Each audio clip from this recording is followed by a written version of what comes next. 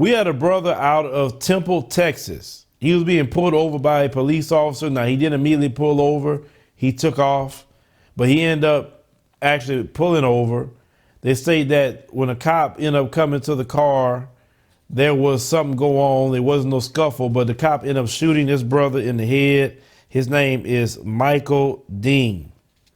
Now, the mom was informed about her son being killed by 1:30 in the morning by a detective and let her know that he wasn't a threat to an officer at all. But that's the only thing they would tell her. They turned over the evidence and everything they had to the Texas Rangers and the Department of Public Safety. But the mom said, I still need to know this information. It said he didn't commit any crimes. He wasn't no drug dealer. He didn't do anything wrong. Maybe he didn't stop when he was supposed to, but there was no reason to pull out a gun and shoot him in the head. See, this is the threat that we have as black men in America.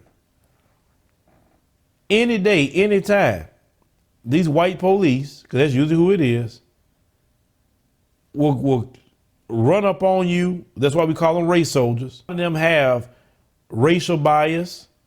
A lot of them have white supremacist ideology within their heart, and they hate us as black men and look for a reason to kill us because they can get away with it behind a badge. When you hear me talking about Africa, having an Africa plan, going to the continent, it's because I have seen that they just don't have those issues and problems. Brothers not getting shot in the head over there. The police in a lot of countries don't even have guns. I'm not saying they police is perfect. I'm not saying they police don't do wrong things, but they're not doing this. That a mom had to hear at 1:30 in the morning that your child was shot in the head. And they don't want to say nothing more than that. Now, Michael was adopted by his family at 4 years old. They say he never caused trouble at all. It's the only thing he wanted to do is be in his child's life. And unfortunately, that's so many stories. He was unarmed, the same old, unarmed black man killed by the police. This is why you have more and more black people saying, forget this place, man. I'm going to try something in Africa. I'm going to see in Africa myself what's going on. See, when you have people attack people for saying that, where were you to defend Michael Dean from getting shot in the head? That's what I always ask people and try to attack other people about when they say they're going to go to Africa and see what's going on. We had Mark and Dr. Latasha Blanton on, and they said that how they just got tired of it. And they had to pack up their bags and get their things in order. Because, you can't just up and do that. Like people say, I'm up and do it. If you up and do anything like that out of emotion, you're going to screw up. It's a process. You should go to the continent, visit many countries. See which one works out for you, because not every country is going to work out for you. See if the infrastructure is right. If you can do a business, because whatever you do here, create a business over there. That's what Akon said to do. You don't go there looking for a job. You go there trying to create a business. But go see these things for yourself. It is a shift right now. Everybody's starting to go to the continent. Why not you? It is a break from racism. You don't have fear of being shot in the head when you're on the continent by police. Never once I had any fears or thoughts of the police when I went to Ethiopia or Kenya. Had no thoughts of it. Can't wait till I go to the other countries next year we have on the list. Asking me questions when I was in Ethiopia, how could you guys live over there and they just killing black people, the police, for no reason? How could you answer that question? And I had a bunch of them around me generally want to know the answer. It doesn't make sense. Families being told that, oh, he's dead. Unarmed, but he's dead. Not a criminal, just a father, but he's dead. That's what gets me sick and tired. And I'm a solution-based person. I'm about solutions.